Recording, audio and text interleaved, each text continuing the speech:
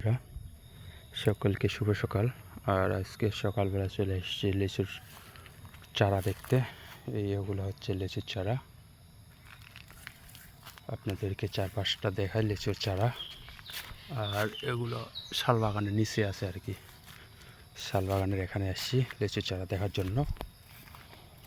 লিচুর তো বাগান করার লাগে, এখন নিশ্চয় বাগান করে কি করে দেখা যাক।